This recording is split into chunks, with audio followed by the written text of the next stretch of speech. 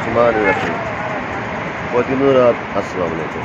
आज हम पहुँचे हैं मक्का अज़ीज़िया से, ये हज़रत आयशा रज़ियल्लाहु अन्हा की मस्जिद के पास। तो इस मस्जिद में आपको ये अहले मक्का के लिए एक मिकात का दर्जा रखती है। आप यहाँ पर आकर एहराम बांध कर नियत करके उम्रा की नियत करके आप उम्रा अदा कर सकते हैं मक्का में। ये तकरीबन हरम से तो फासला कम है, लेकिन जहाँ आपकी रहाइश है, जिस जगह आप रहते हैं, वहाँ से फासला 10, 12, 15 किलोमीटर तक हो सकता है। हरम से तकरीबन 7-8 किलोमीटर है। यहाँ आने के लिए हरम से बसें भी आती हैं और आप अपनी सवारी भी इस्तेमाल कर सकते हैं। सस्ता सफ़र है। 5 से 10 रियाल आपके यहाँ ख़र्च होते हैं इस मस्जिद तक आने के लिए। इसे कहा जाता है हज़रत आयशा रज़ियल्लाहु ताला अन्हा उम्मुल मोमिनीन की मस्जिद। इसको नबी करीम सल्लल्लाहु अलैहि वसल्लम ने उनकी वजह से इस जगह को मिकात का दर्जा दिया। अभी आपको ये अंदर लेकर चलते हैं, एहराम बांधते हैं, उसके बाद आपको वापसी का सफ़र भी थोड़ा सा इसमें बताएंगे कि आप यहाँ से हरम तक कैसे पहुँच सकते हैं, उम्रा अदा कर सकते हैं। तो आइए आपको पहले इस मस्जिद के अंदर लेकर जाते हैं। जामिया उम्मुल मोमिनीन सैयदा आयशा रज़ियल्लाहु ताला अन्हा मॉस्क। ये मस्जिद के अंदर इस वक्त सारे हाजी एहराम बांधने के बाद 2 नवाफिल अदा कर रहे हैं। हम भी यहाँ अदा करते हैं, फिर आगे की तरफ सफ़र करते हैं।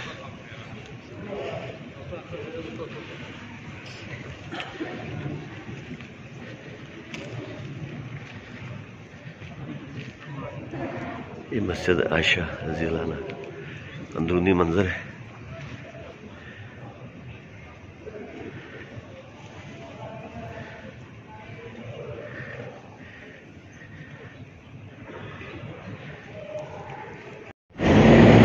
जी, बसों ने हज़रत आयशा रज़ियल्लाहु ताला अन्हा के मस्जिद से यहाँ तक हमें हरम के हदूद में पहुँचा दिया है। अब हम हरम के अंदर जा रहे हैं उम्रे के लिए।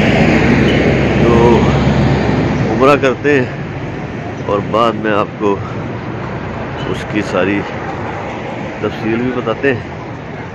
तो ये अहले मक्का के लिए सिर्फ कम खर्चे में उम्रे की सहूलत यहाँ पर मौजूद है। यानी 4 रियाल में आप यहाँ पर उम्रा कर सकते हैं।